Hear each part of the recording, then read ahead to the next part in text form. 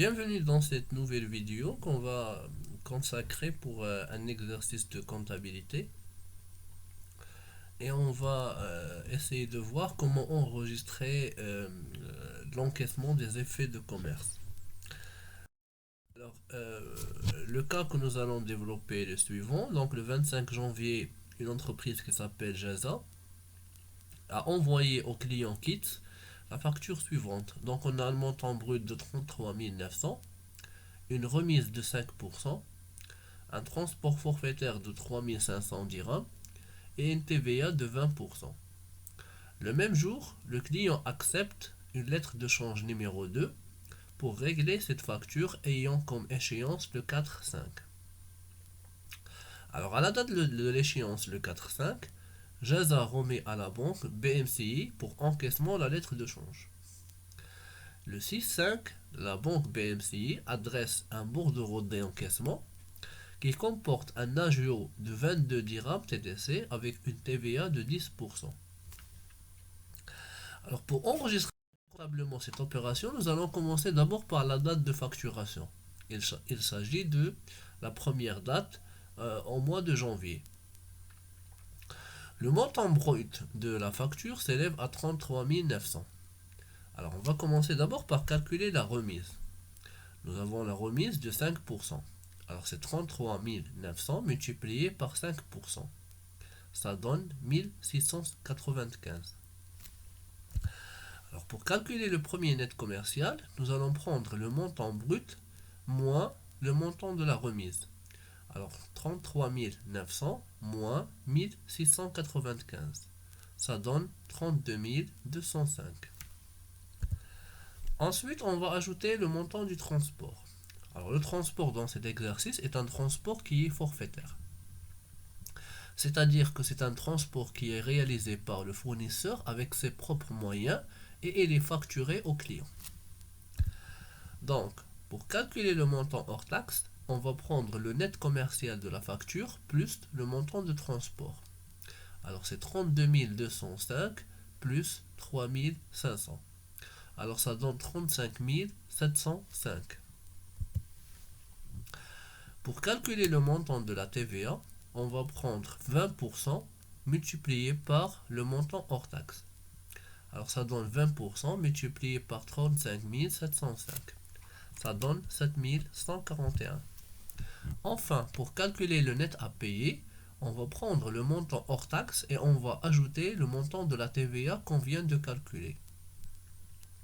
Alors le net à payer de cette facture est de 42 846 dirhams.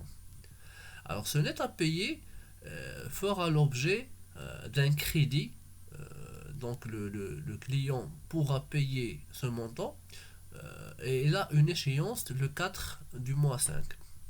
Alors pour cette raison, on n'a que le même jour, le client va accepter une lettre de change numéro 2 pour régler cette facture. Alors on va passer à l'enregistrement comptable chez le fournisseur. Alors la date de la vente, c'est le 25 janvier, c'est la date de facturation. Alors à cette date, le fournisseur va enregistrer une vente de marchandises. Donc on va utiliser le compte 7111 vente de marchandises au Maroc avec un montant de 32 205.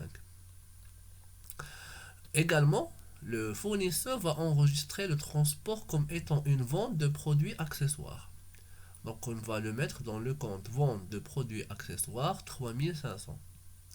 Et on va également ajouter le montant de la TVA. État TVA facturé. 7141 dans le compte 4455.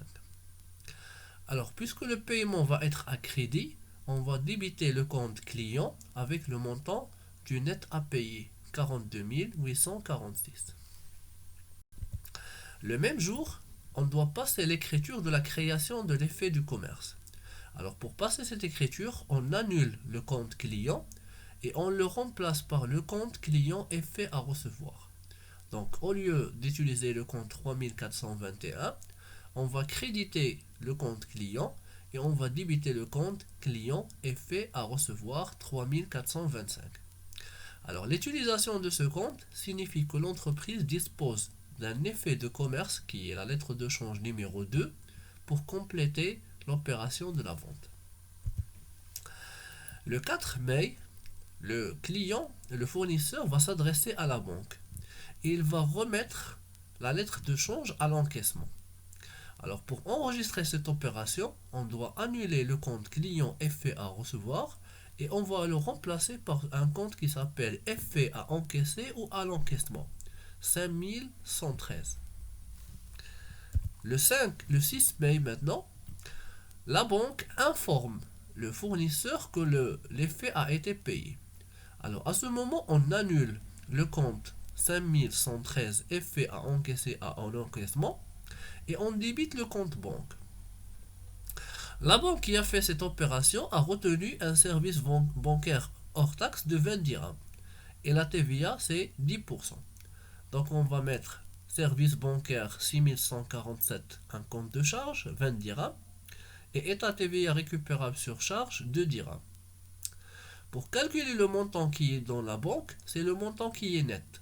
Alors c'est 42 846 moins 20 moins 2. Alors passons maintenant à l'enregistrement chez le client et comment il va comptabiliser les mêmes opérations. Alors la première chose chez le client, c'est la date de facturation. Alors à ce moment-là, il va enregistrer un achat de marchandises, il va constater le transport comme charge et il va constater un compte de TVA récupérable. Et il va créditer le compte fournisseur avec le montant du net à payer, parce que la facture elle est à crédit. Le même jour, il va signer une lettre de change numéro 2.